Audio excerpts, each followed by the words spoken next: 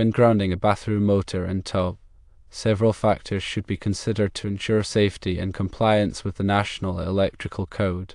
Firstly, with tub installation, it is recommended that the tub be fixed in place before grounding it. The tub should be properly supported and secured to the floor or framing to ensure its stability and prevent any potential movement. You can use a number 12 copper wire to ground the motor as per NEC 250.122. The grounding wire from the motor must be bonded to the tub or grounding electrode system using a number 10 or larger copper conductor, as outlined in NEC 680.26 bone. The motor must be mounted on a metal chassis or panel that is grounded to the electrical system. Use lockbutts to secure the grounding wire connections to the motor and metal chassis. Ensure that there is a complete and continuous grounding path from the motor to the electrical panel. This includes the grounding wire, grounding lug in the electrical box, and grounding electrode connection. If the motor is installed in a conduit, the conduit must be grounded. If flexible metal conduit, or FMC, is used, it must be properly connected to the grounding system with a bonding jumper.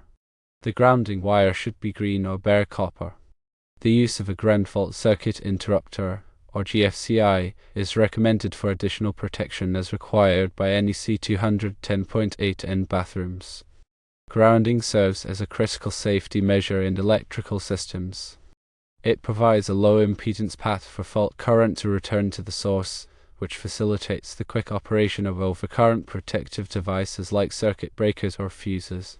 This rapid response minimizes the duration of potentially dangerous voltage on equipment enclosures and reduces the risk of electrical shock. Without a proper grounding system, a fault can cause the metal parts of electrical equipment to become energized, creating a significant shock hazard. Grounding ensures that these conductive surfaces are kept at or near ground potential, thereby preventing dangerous voltage differences. Effective grounding also helps to reduce electrical noise and interference, which can disrupt the operation of sensitive electronic equipment. This is particularly important in settings where computers, medical devices, or other precision instruments are used.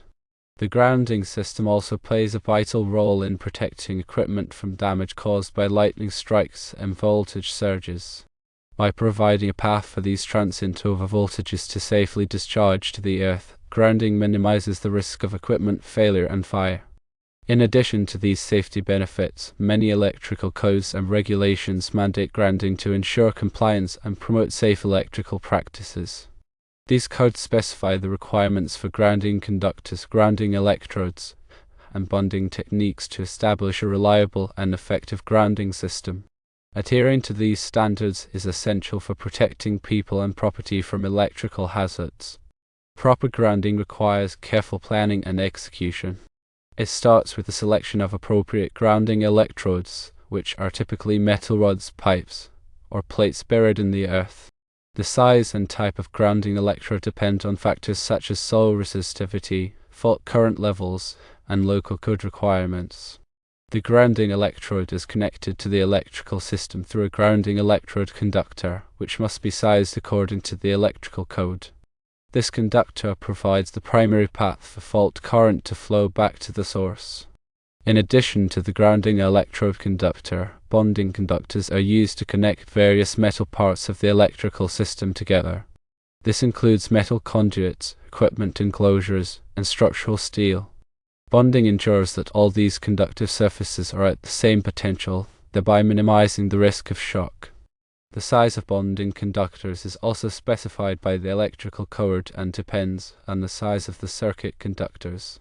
Proper installation techniques are crucial for effective grounding. Grounding electrodes must be installed deep enough to reach moist soil, and they must be free from corrosion or damage. Grounding conductors and bonding conductors must be securely connected using appropriate connectors and fittings. All connections must be clean and tight to ensure low impedance. Regular inspection and testing of the grounding system are also essential. Ground resistance measurements should be taken periodically to verify that the grounding system is functioning properly. Visual inspection should be conducted to check for corrosion, loose connections, or other signs of damage. Any problems should be corrected promptly to maintain the integrity of the grounding system. Ground fault circuit interrupters, or GFCIs, are an important component of electrical safety in bathrooms and other wet locations.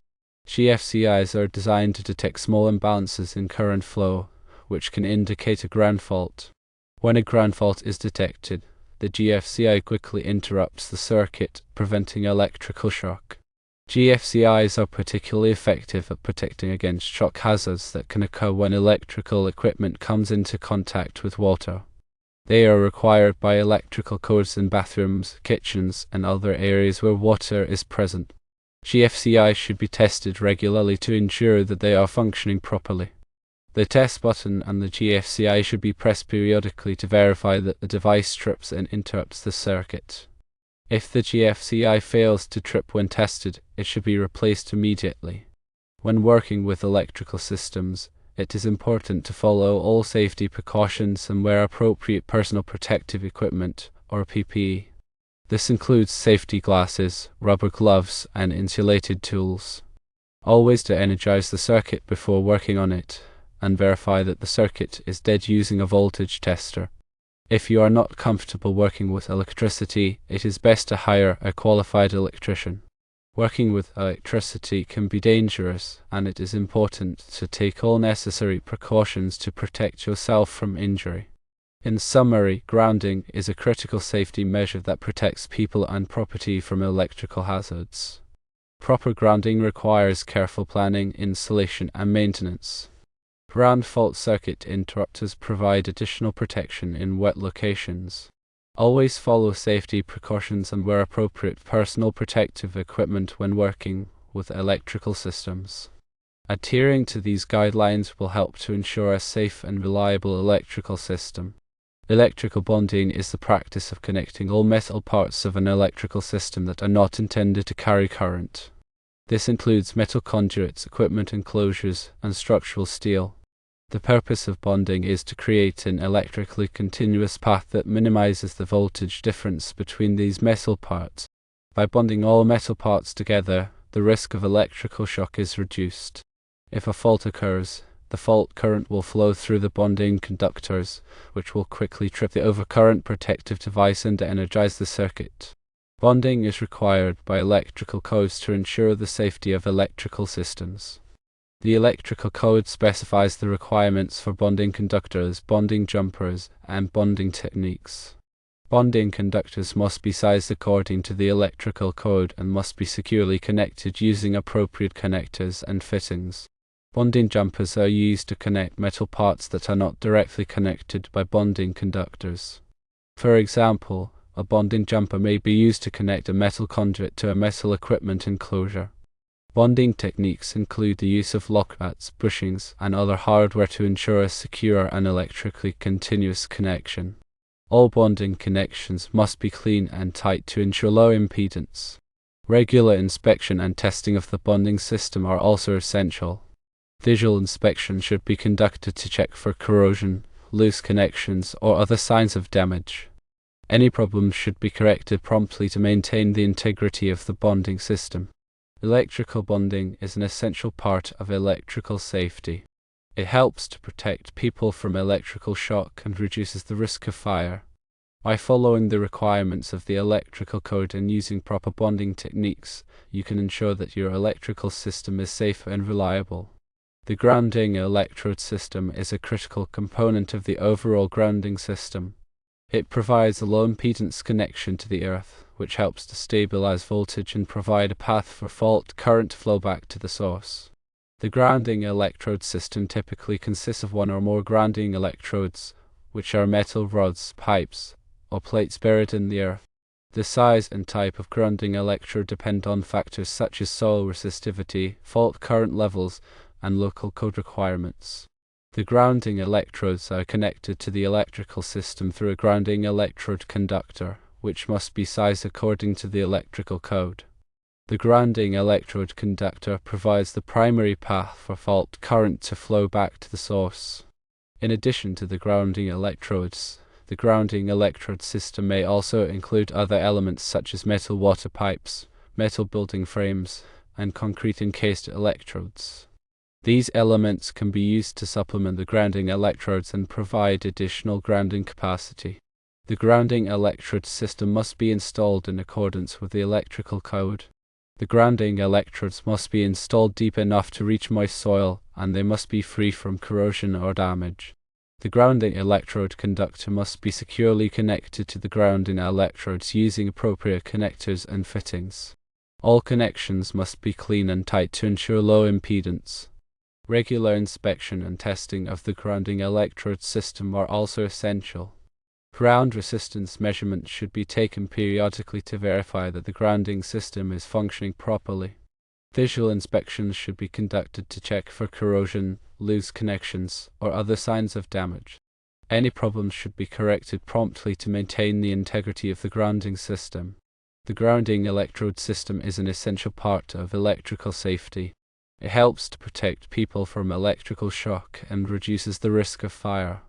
By following the requirements of the electrical code and using proper installation techniques, you can ensure that your grounding electrode system is safe and reliable.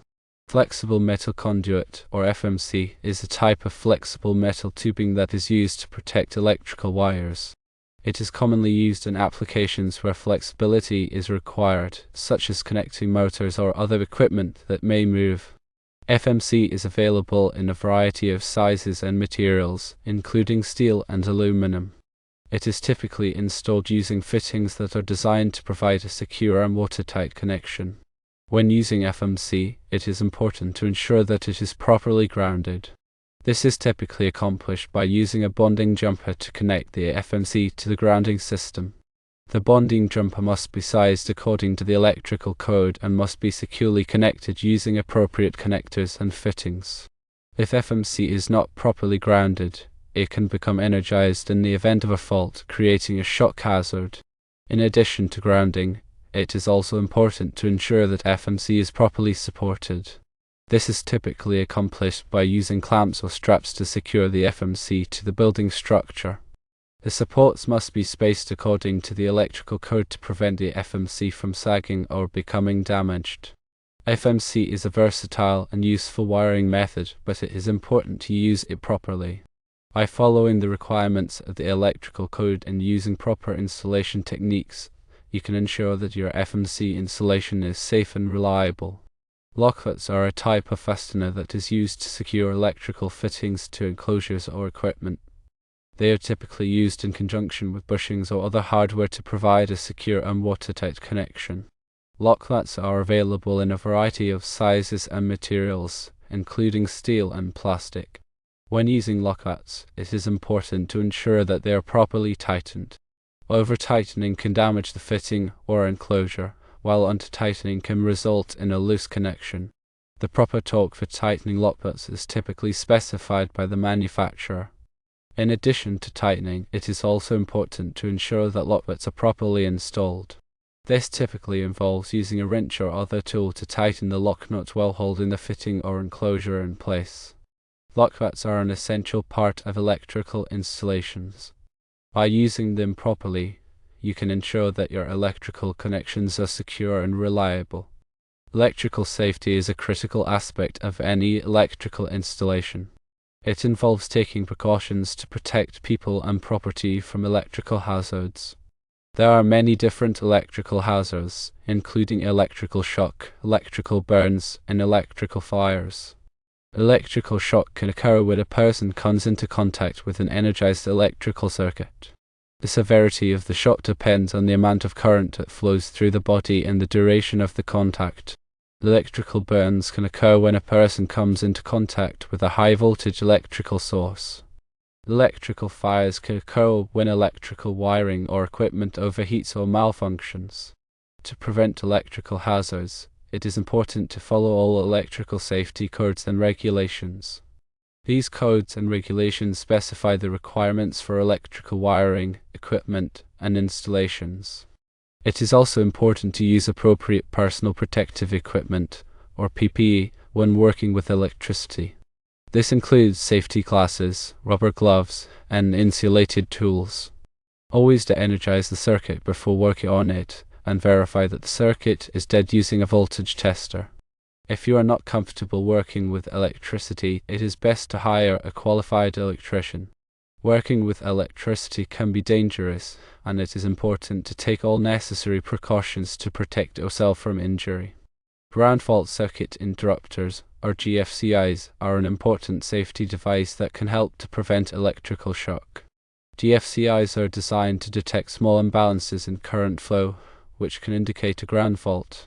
When a ground fault is detected, the GFCI quickly interrupts the circuit, preventing electrical shock.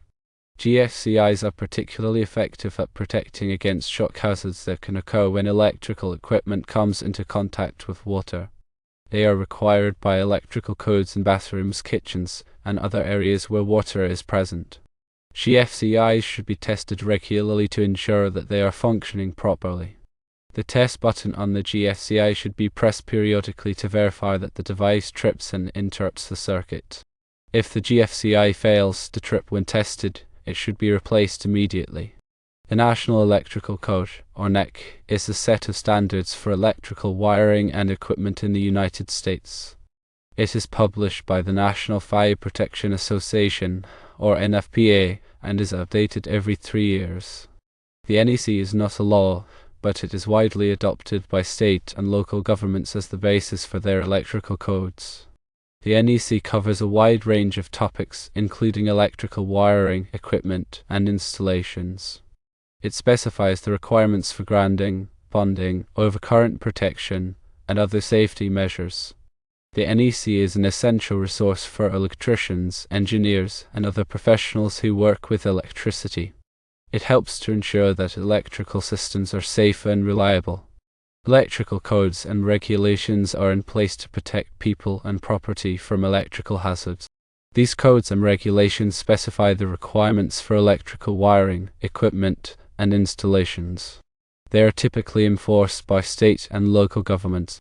It is important to follow all electrical codes and regulations when working with electricity. Failure to do so can result in fines, penalties, and even injury or death. Electrical codes and regulations are constantly evolving to reflect new technologies and safety concerns. It is important to stay up to date on the latest codes and regulations to ensure that your electrical work is safe and compliant. A qualified electrician is a person who has the knowledge, skills, and experience to safely and effectively install, repair, and maintain electrical systems. Qualified electricians typically have completed an apprenticeship program and are licensed by the state or local government. When hiring an electrician, it is important to check their qualifications and experience. Ask for references and verify their license status. A qualified electrician can help you to ensure that your electrical system is safe and compliant with electrical codes and regulations. Working with electricity can be dangerous, and it is important to hire a qualified electrician if you are not comfortable doing the work yourself. Personal protective equipment, or PPE, is equipment that is worn to protect workers from hazards in the workplace. In the electrical industry, PPE is used to protect workers from electrical shock, electrical burns, and other electrical hazards. Common types of PPE used in the electrical industry include safety glasses, rubber gloves, insulated tools, and arc flash suits. Safety glasses protect the eyes from flying debris and other hazards. Rubber gloves provide insulation from electrical shock. Insulated tools are designed to prevent electrical current from flowing through the worker's body. Arc flash suits protect workers from the intense heat and energy produced by an arc flash. It is important to use the correct PPE for the task at hand. The PPE must be in good condition and must be properly fitted.